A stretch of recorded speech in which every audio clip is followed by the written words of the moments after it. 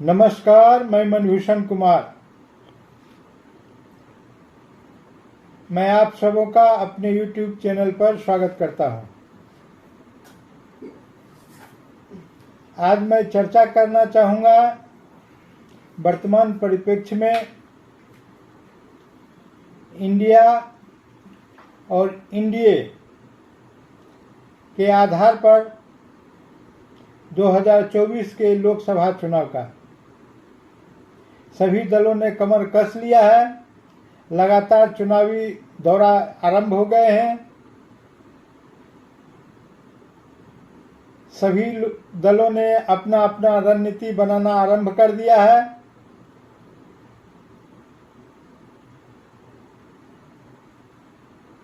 यह स्पष्ट हो चुका है कि अगला चुनाव इंडिया वर्सेस एनडीए के बीच में होगा। आगे की चर्चा से पहले थोड़ा सा हम 2019 के लोकसभा चुनाव के डाटा पर चर्चा करना चाहेंगे। 2019 के लोकसभा चुनाव में एनडीए को 45% मत मिला था और 45% मत 353 सीट के रूप में परिवर्तित हुआ था, जबकि यूपीए को 26.4% मत मिले थे। उनका सीट का संख्या 90 हुआ था। अब हम बीजेपी की बात करें तो बीजेपी ने 37.7% मत लेकर 303 सीट प्राप्त किया था और कांग्रेस को 19.7% मत राष्ट्रीय स्तर पर प्राप्त हुए थे और कुल 52 सीट लोकसभा में उनको मिला था, जिसके कारण उनको लोकसभा में नेता प्रतिपक्ष भी नहीं मिल सका, क्योंकि नेता प्रतिपक्ष के लिए लोकसभा के सीट का कुल 10% सीट किसी भी दल को मिलना चाहिए, तब कहीं जाके उनको लोकसभा में नेता प्रतिपक्ष का दर्जा मिलेगा, जो कांग्रेस के पास नहीं था, जिसके कारण उनको नेता प्रतिपक्ष का दर्जा नहीं मिल सका। अब हम आगे बात को बढ़ाते हुए वर्तमान स्थिति को देखें तो वर्तमान में एनडीए के पास 42.3% मत हैं और एनडीए में लोकसभा सदस्यों की संख्या 333 है, जबकि इंडिया के पास 37.2% सीट है और लोकसभा में 141 सदस्य हैं।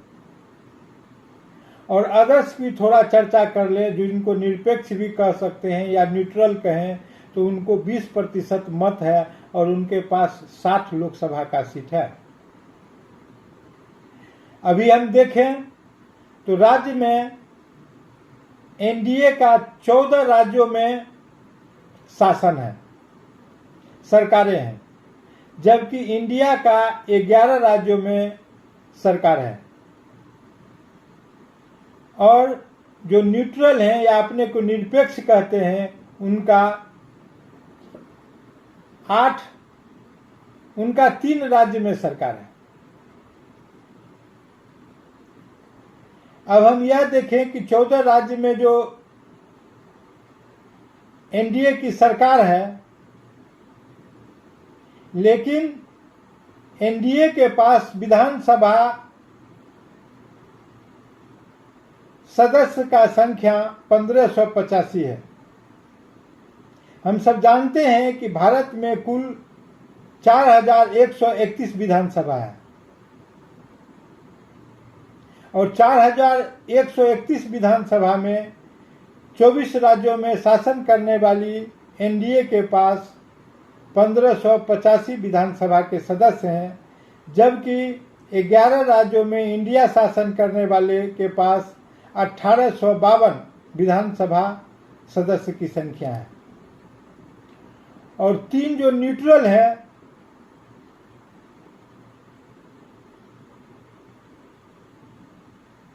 उनके पास 83 विधानसभा सदस्य की संख्या है। अभी इंडिया की 2 बैठक हुई थी। एक हुआ था 13 जून को जिसमें 15 दल ने भाग लिया था, और एक हुआ था 17-18 जुलाई को जिसमें 15 से संख्या बढ़कर 26 हो गई थी। और इंडिया के बैठक को देखते हुए एनडीए के भी लोगों ने बैठक आहूत किया था। एनडीए के बैठक में 38 छोटे छोटे दल ने भाग लिया था, और इस प्रकार से दलों का बैठक का दौर लगातार चलेगा।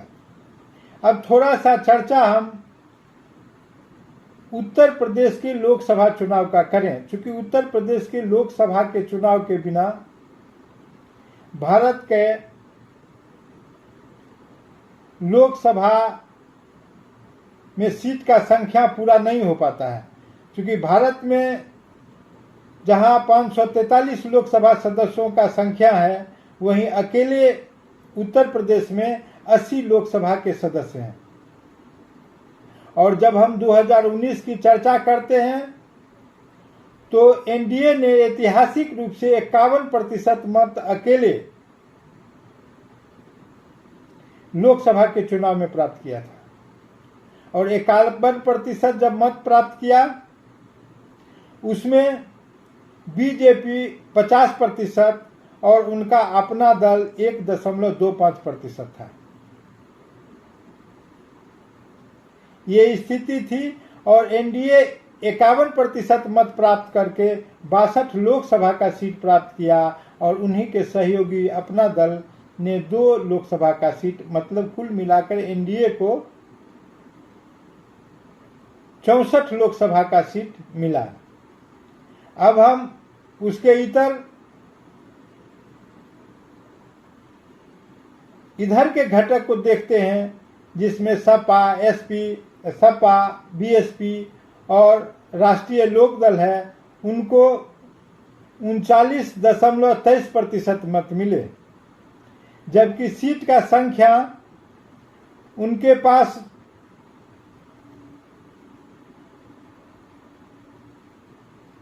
16 हुआ।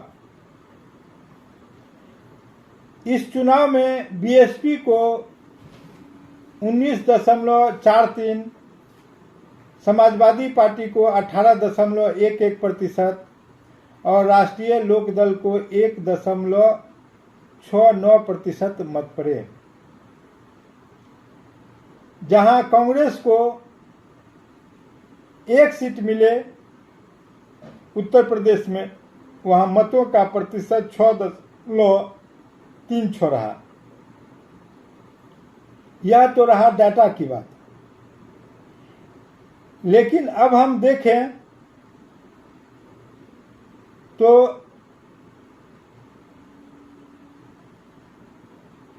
भारत में दोनों दल की जो तैयारी चल रही है, एक तरफ तो नरेंद्र मोदी बिल्कुल तैयार बैठे हुए हैं अगले प्रधानमंत्री बनने के लिए। उन्होंने लोकसभा में घोषणा भी कर दिया कि अगला प्रधानमंत्री मैं ही होऊंगा, अपने अविश्वास प्रस्ताव के प्रत्युत्तर में।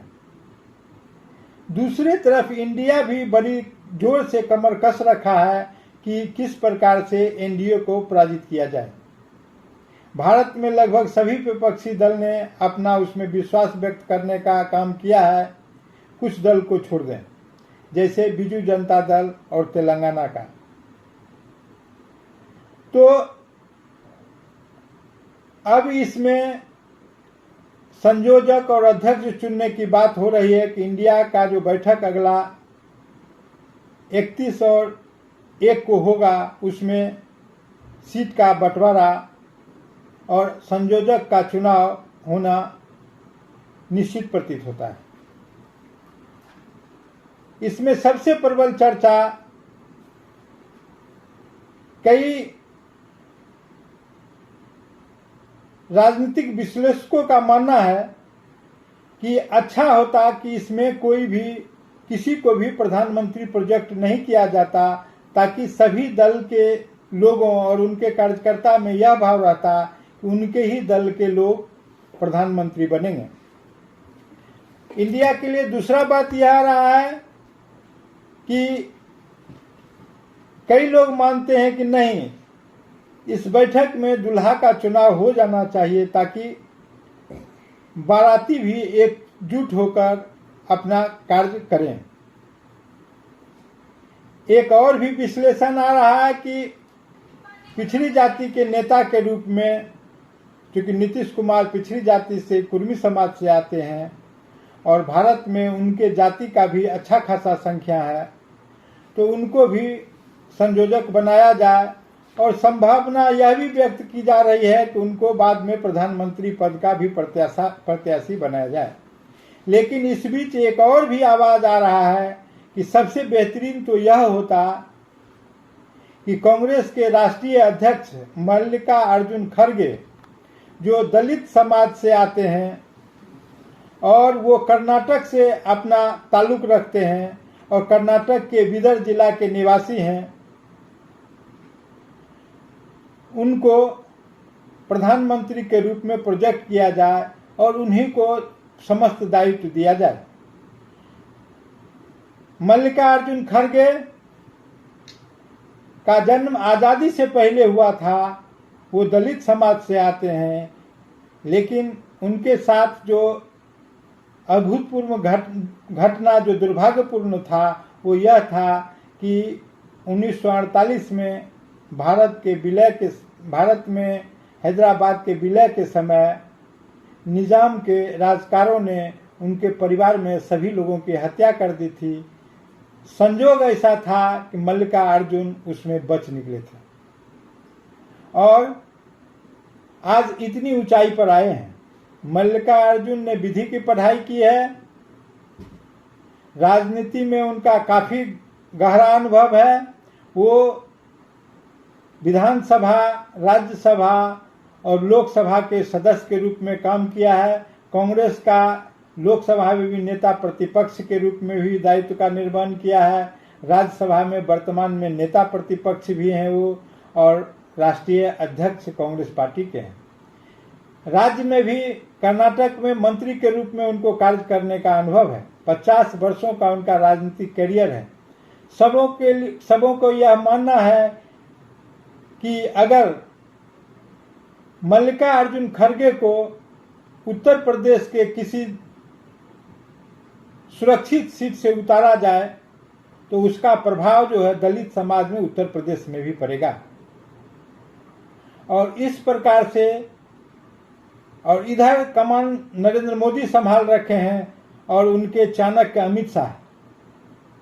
इस प्रकार से बड़ा ही रोचक मुकाबला 2024 के लोकसभा चुनाव में होने वाला है। आगे देखें कि क्या क्या होता है और हम सब मिलकर चुनाव में भाग भी लें और चुनाव का आनंद भी लें। अगर यह वीडियो आप लोगों को पसंद आया हो तो सब्सक्राइब करें और मेरा बेल आइकन दबाने का कष्ट करें। धन्यवाद।